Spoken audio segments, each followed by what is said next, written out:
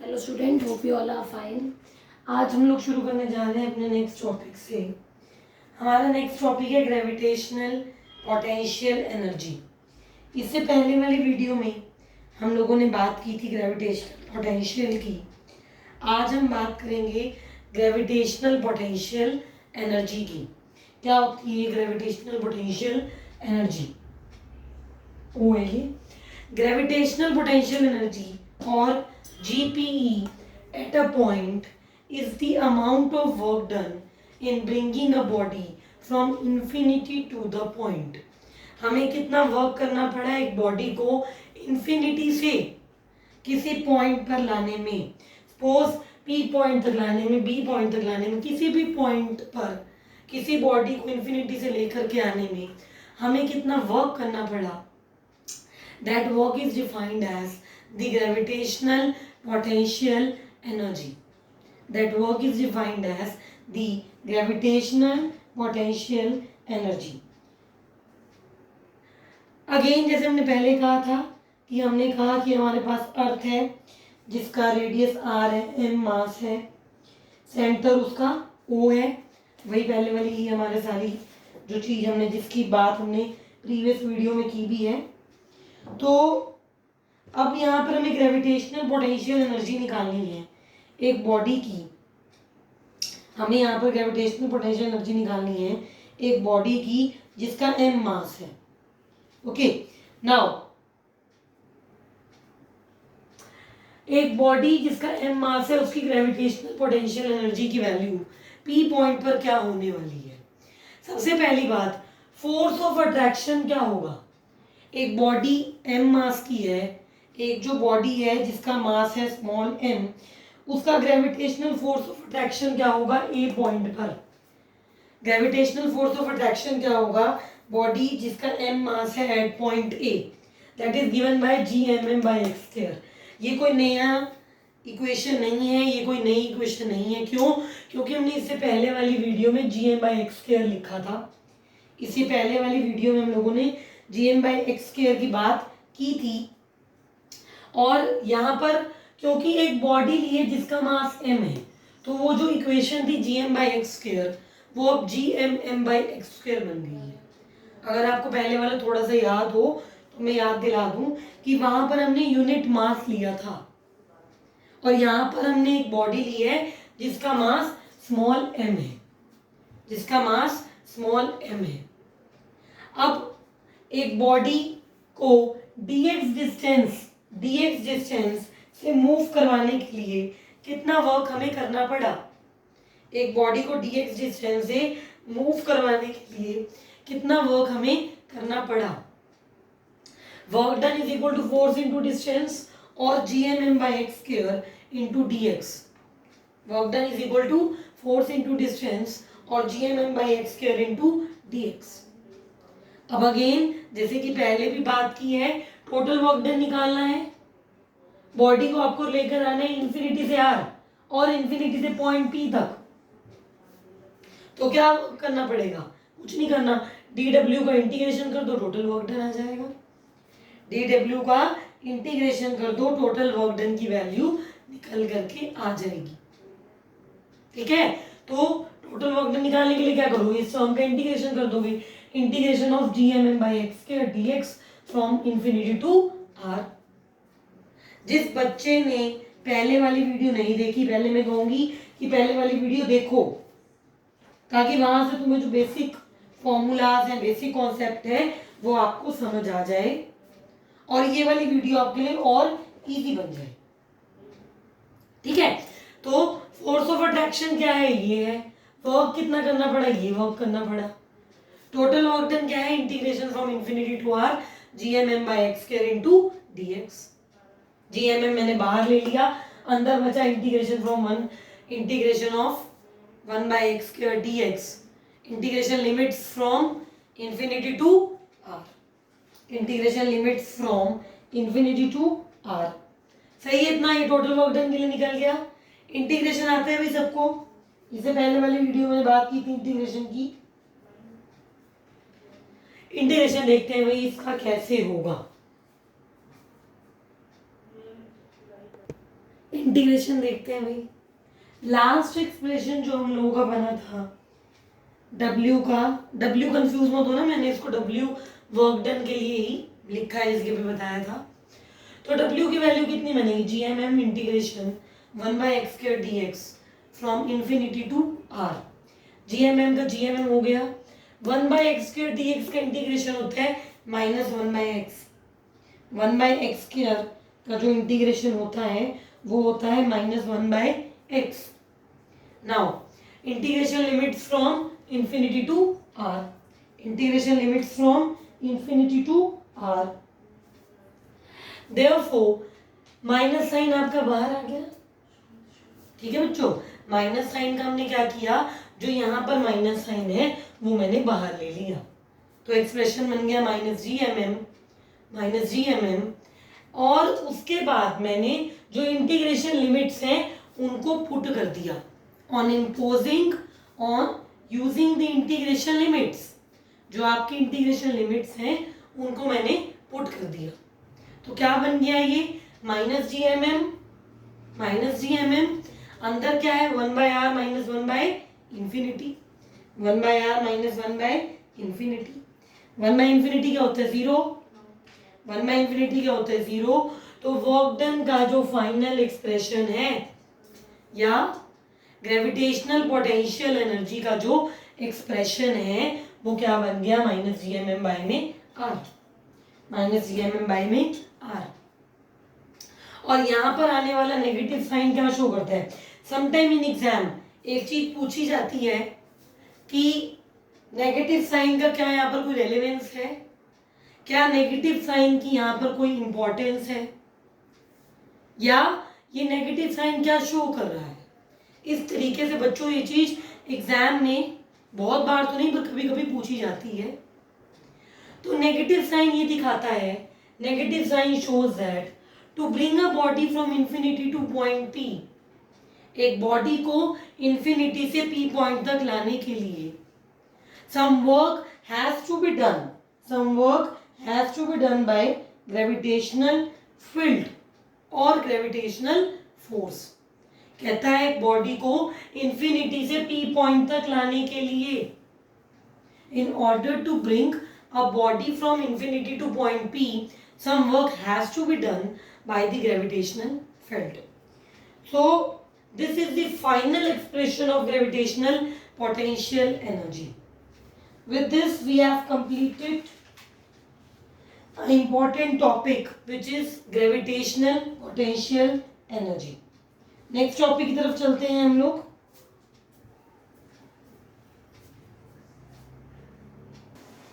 Next है satellite. Satellite क्या होता है, सैटेलाइट एक ऐसी बॉडी है, सैटेलाइट एक ऐसी बॉडी है जो एक परफेक्ट ऑर्बिट में around a much larger body move करती है। कहने का मतलब क्या है, मान लो मेरे पास ये कोई बॉडी है और इस बॉडी के अराउंड इस परफेक्ट ऑर्बिट में मेरी एक और दूसरी बॉडी रिवॉल्व कर रही है। मेरे पास एक बॉडी है, उस बॉडी के अराउंड एक परफेक्ट ऑर्बिट में मेरी कोई दूसरी बॉडी रिवॉल्व कर रही है, तो वो कहलाएगी सैटेलाइट। सैटेलाइट क्या है, it is a body revolving continuously in an orbit around a much larger body. It is a body revolving continuously in an orbit around a much larger body। जो हमारी सैटेलाइट है वो दो types की होती है। सैटेलाइट को broadly 2 parts में डिवाइड किया जाता है। कौन से 2 पार्ट हैं भाई, first is natural satellite and second is artificial satellite. First है आपकी नेचुरल सैटेलाइट एंड सेकंड है आपकी आर्टिफिशियल सैटेलाइट्स। अब अगर हम बात करें नेचुरल सैटेलाइट की तो हम यहाँ पर बात करते हैं सबसे पहले अर्थ की। क्यों, अर्थ क्या है, नेचुरल सैटेलाइट नहीं है सन की, या मून क्या सैटेलाइट नहीं है अर्थ की। हमने ये जो बेसिक चीज है अर्थ के बारे में, सन के बारे में, मून के बारे में, ये 9th में आ जाती है। 9th में ये जो बेसिक कॉन्सेप्ट है, 9th में जो चैप्टर आता है आपका ग्रेविटेशन, उसमें ये बेसिक कॉन्सेप्ट आ जाता है। सो नेचुरल सैटेलाइट कौन सी हैं? जो सैटेलाइट्स नेचुरली नेचर में एग्जिस्ट करती हैं। हमने, किसी साइंटिस्ट ने, किसी इंस्टीट्यूट ने उस सैटेलाइट को लॉन्च नहीं किया, जैसे कि नाम से पता चल रहा है नेचुरल। ठीक है। Second is artificial satellite. Artificial satellites, कुछ सैटेलाइट्स जो हैं, कुछ बड़े बड़े इंस्टीट्यूट, कुछ बड़े बड़े जो कम्युनिटीज हैं वो रिस्पॉन्सिबल हैं कुछ सैटेलाइट्स की लॉन्चिंग के लिए, कुछ सैटेलाइट्स की लॉन्चिंग के लिए। और वो सैटेलाइट्स होती हैं मैन मेड सैटेलाइट्स। वो सैटेलाइट्स जो इंसान खुद बनाता है, वो सैटेलाइट्स जो इंसान खुद बनाता है और खुद ही उसकी वर्किंग के लिए, उसकी लॉन्चिंग के लिए वो पर्सन खुद ही रिस्पॉन्सिबल है। वो कौन सी सैटेलाइट हो गई? आर्टिफिशियल सैटेलाइट हो गई। नेचुरल सैटेलाइट कौन सी है? जिसमें जो हमने नहीं बनाई, जो नाम से पता चल रहा है जो चीज नेचुरल है। ठीक है। तो सैटेलाइट बहुत ही बेसिक सा फिनोमिना है। सैटेलाइट एक ऐसी बॉडी है जो एक ऑर्बिट में around a much larger body revolve करती है। और सैटेलाइट को ब्रॉडली 2 पार्ट्स में डिवाइड किया जाता है। Satellite is broadly divided into 2 types. कौन सी 2 टाइप हैं? Natural satellite and artificial satellite. Natural satellite and the second one is artificial satellite. आगे चलते हैं। सैटेलाइट का, ये सैटेलाइट से रिलेटेड जो टॉपिक है, फर्स्ट इंपॉर्टेंट टॉपिक है, उसके बारे में बात करते हैं। नेक्स्ट टॉपिक है हमारा ऑर्बिटल स्पीड। क्या होती है orbital speed? It is the minimum speed required to put a satellite in a fixed orbit around earth. Minimum speed कितनी चाहिए? हम एक सैटेलाइट को एक फिक्स ऑर्बिट में अराउंड अर्थ रख सकें। कितनी मिनिमम स्पीड होनी चाहिए कि एक सैटेलाइट एक फिक्स्ड ऑर्बिट में अर्थ के अराउंड रहे? वो है हमारी ऑर्बिटल स्पीड ऑफ सैटेलाइट। तो ये है हमारा नेक्स्ट इंपॉर्टेंट टॉपिक। क्या है भाई डायग्राम में? पहली 2 पैरामीटर हमारे सेम रहेंगे। कैपिटल एम हमारा मास ऑफ अर्थ है, कैपिटल आर हमारा रेडियस ऑफ अर्थ है। कैपिटल एम हमारा मास ऑफ अर्थ है, कैपिटल आर हमारा रेडियस ऑफ अर्थ है। स्मॉल एम हमारा मास ऑफ सैटेलाइट है, स्मॉल एम हमारा मास ऑफ सैटेलाइट है। वी हमारी ऑर्बिटल स्पीड है और एच हमारी हाइट ऑफ सैटेलाइट है above the surface of earth. हो क्या रहा है फिगर में? ये मेरी अर्थ है जिसका आर रेडियस है, या कैपिटल आर रेडियस है। ये मेरी अर्थ है जिसका रेडियस कैपिटल आर है। और जो सैटेलाइट है, जो मेरी सैटेलाइट है, वो यहाँ पर इस ऑर्बिट में रिवॉल्व कर रही है। जो मेरी सैटेलाइट है वो इस ऑर्बिट में रिवॉल्व कर रही है and it is revolving at a height h above the surface of earth. वो सरफेस ऑफ अर्थ से, वो सरफेस ऑफ अर्थ से h हाइट ऊपर क्या कर रही है? रिवॉल्व कर रही है। नाउ यहाँ पर स्मॉल आर क्या है भाई? स्मॉल आर क्या है यहाँ पर? स्मॉल आर हमारा है r plus H. Small R जो है यहाँ पर वो है r प्लस एच। और जो ये मैंने डॉटेड लाइन से बनाया है, जो डॉटेड लाइन से बनाया है, ये ग्रेविटेशनल फील्ड की बाउंड्री है। जो डॉटेड लाइन से यहाँ पर बनाया गया है वो ग्रेविटेशनल फील्ड की बाउंड्री है। ग्रेविटेशनल फील्ड की बाउंड्री से, या ग्रेविटेशनल फील्ड की बाउंड्री का मतलब यहाँ पर ये है कि इस बाउंड्री के बाद जो ग्रेविटेशनल फोर्स है वो एक्सपीरियंस नहीं होगा, या इस बाउंड्री के बाद किसी भी तरीके का ग्रेविटेशनल फोर्स जो है वो कोई और बॉडी, जैसे कि सैटेलाइट अगर इस बाउंड्री के बाहर है तो वो फोर्स एक्सपीरियंस नहीं करेगी। ये है हमारी boundary of gravitational field. Small m again क्या है, मास ऑफ सैटेलाइट, v क्या है, ऑर्बिटल स्पीड, h क्या है, height of satellite above the surface of earth, and r is equal to r plus h। अब सेंट्रीपिटल फोर्स कितना चाहिए satellite को अपनी ऑर्बिट में रखने के लिए, कितना सेंट्रीपिटल फोर्स चाहिए सैटेलाइट को अपनी ऑर्बिट में रखने के लिए, उस सेंट्रीपिटल फोर्स की वैल्यू क्या है, F is equal to M V square by R. Centripetal force की वैल्यू क्या है, F is equal to M V square by R. और सैटेलाइट पर कितना ग्रेविटेशनल पुल लग रहा है, ग्रेविटेशनल पुल समझते हो, कितना ग्रेविटेशनल आप कह सकते हो फोर्स लग रहा है। दो चीजें हैं अलग अलग, पहला है सेंट्रीपिटल फोर्स कि कितना फोर्स हमें चाहिए एक बॉडी को या सैटेलाइट को अपनी ऑर्बिट में रिवॉल्व करवाने के लिए कि वो अपनी ऑर्बिट में ही रहे, वो है F is equal to M V square by R. और ग्रेविटेशनल पुल सैटेलाइट पर कितना लग रहा है, वो है GMM बाय आर, वो है GMM बाय आर। तो यहाँ से दो चीजें तो सिंपल आप लोगों के लिए हो गई एक्सप्लेन कि सेंट्रीपिटल फोर्स क्या है और ग्रेविटेशनल पुल क्या है, सेंट्रीपिटल फोर्स क्या है और ग्रेविटेशनल पुल क्या है। आगे चलते हैं भाई। अब इक्विलिब्रियम में क्या होगा, इक्विलिब्रियम में क्या होने वाला है, कहते हैं कि इक्विलिब्रियम में जो ग्रेविटेशनल पुल है वही सेंट्रीपिटल फोर्स प्रोवाइड करवाएगा सैटेलाइट को कि वो एक फिक्स्ड ऑर्बिट में अर्थ के अराउंड रिवॉल्व करती रहे।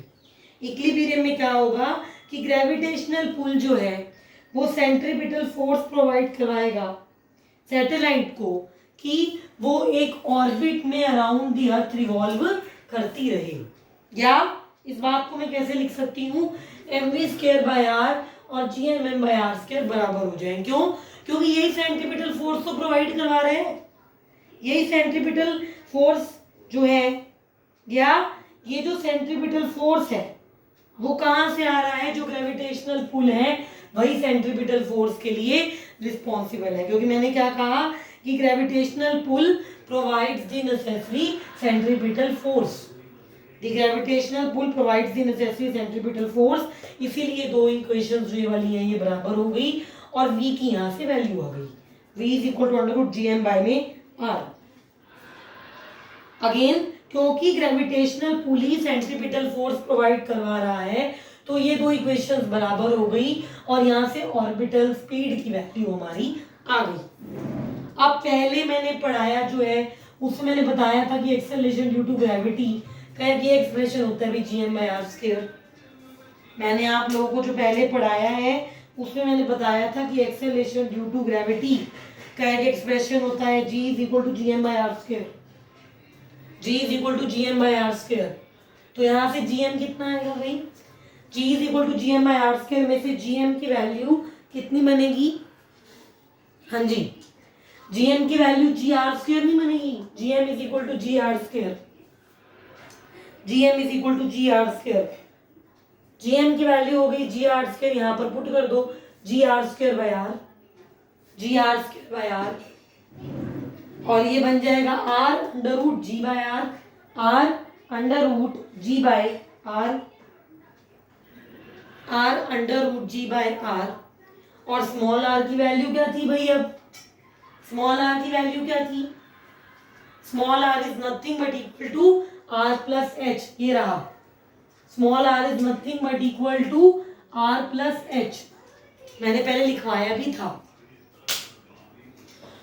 With this we have completed the expression, the evaluation of expression for v or the orbital speed of satellite। तो आज हम लोगों ने पढ़ा भाई सैटेलाइट के बारे में, थोड़ा ग्रेविटेशनल पोटेंशियल एनर्जी के बारे में। With this we are going to continue the next topic from the next video. Be regular with videos, don't waste your time, study hard. Thank you.